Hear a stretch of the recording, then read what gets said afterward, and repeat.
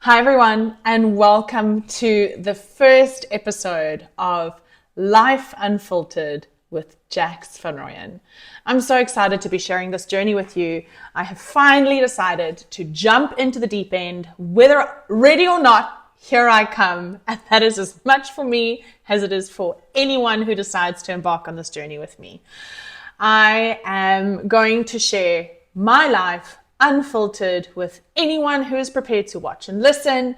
And we are going to just, wade knee, elbow, eyeball deep into anything business, life, love, relationship, parenting. Nothing is off the table, and it's going to be no holds barred. It's not going to be edited. It's not going to be pretty. Life is messy. And so this is going to be as messy as that, right? And so I'm excited about sharing my life and my journey with you and growing through all of it together. And yeah, I'm so excited about this first episode.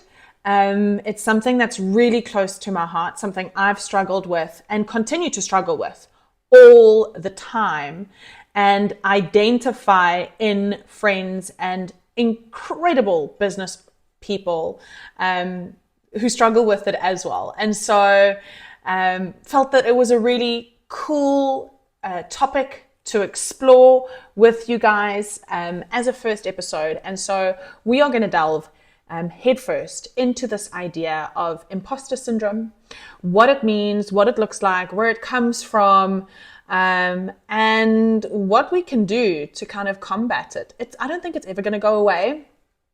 I have a track record of success and yet still walk around with feelings of inadequacy and waiting for someone to jump out of the cupboard going, got you. We knew you didn't belong. We've just been waiting. So I think it is what it is. And it's how to navigate in spite of those feelings versus waiting for feelings of feeling okay. Did any of that make sense to you? It made sense in my mind. It made sense here. So let's delve head on. I actually wanted to go and do some research around who coined this phrase, where did it come from?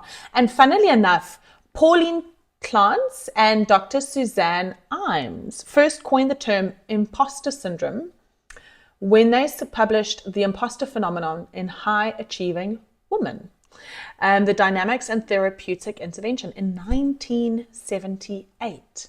So two ladies first coined the term in 1978. And it is still something that we wrestle with today. So it's not clear what triggers imposter syndrome. I mean, I did a whole bunch of Google research.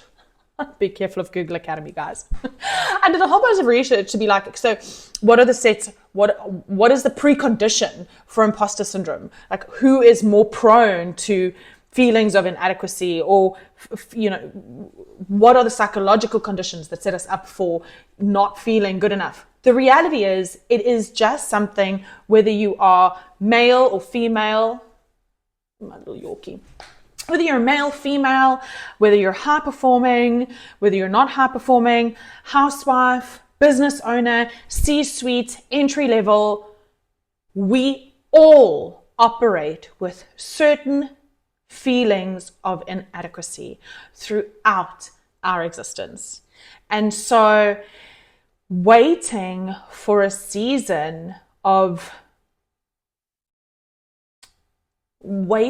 moment in your career or in your life where you are going to feel okay enough to move forward before you take that first step is never going to be the right play. And I'll tell you where all this came from.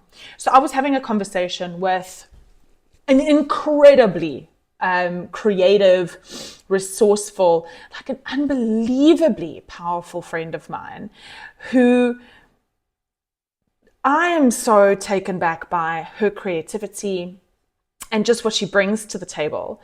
And she's in a space right now where she wants to grow her business and diversify her portfolio.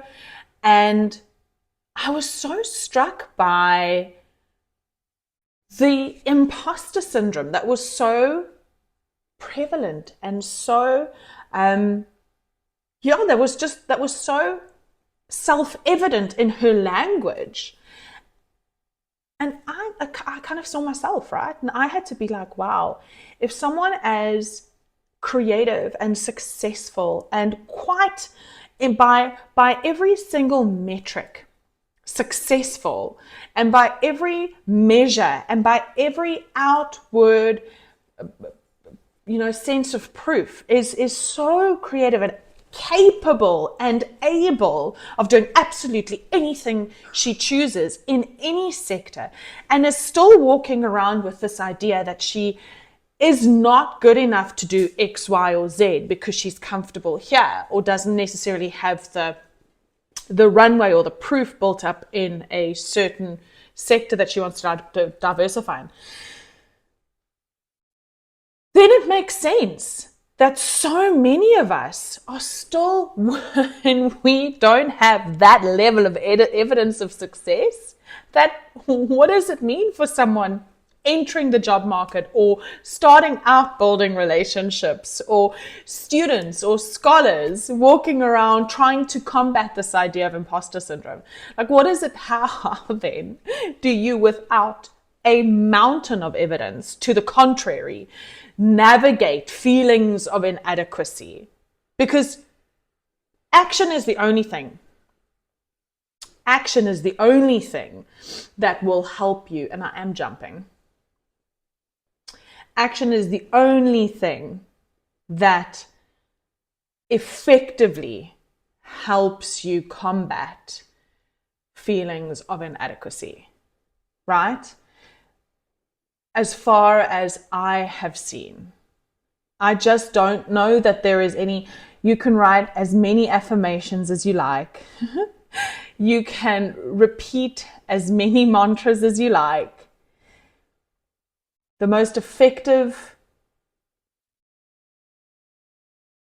counter, or what do you call it when you have the most effective antidote to feelings of inadequacy that I've ever come across, is most certainly action, right? And so I'll give you an example.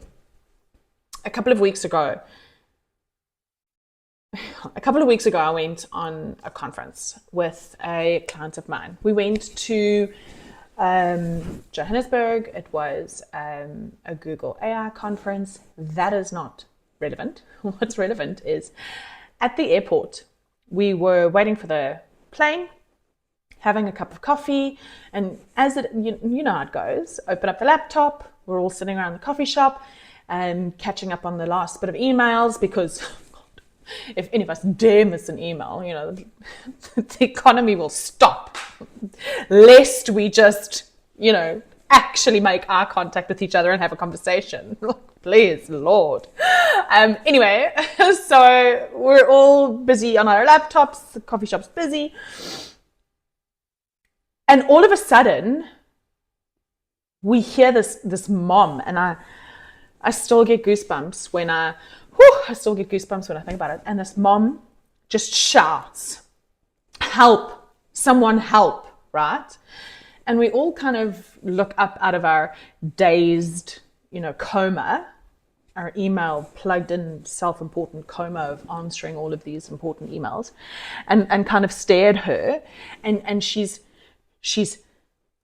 horrified, petrified. She's just in absolute panic. And she's going, "Help, help, someone help."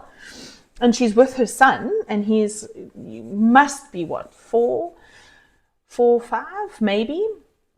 And I mean, when you're not registering, like I'm most certainly, I'm sitting at my laptop working, and she's getting more hysterical, shouting for help, for someone to please help her. Her son is busy choking, and we're all so comatose looking at this poor woman. It was crazy. And it was as if in slow motion, I got up and I went over to the child, and it played out in slow motion, and I took the child and I put my hand in his mouth and I felt for whatever there was there, and he started to choke. Not choke, he started to cry. Okay. And I just said to the mom, he's okay, he's okay. He's crying, he's breathing, he's okay, he's okay, he's okay. And obviously she, oh my God, thank you, whatever. The lesson from that is if not me, then who? If not then when? See, I'm not qualified. I didn't know if I did the right thing. It could have been the complete wrong thing. But nobody responded. Everybody was stunned.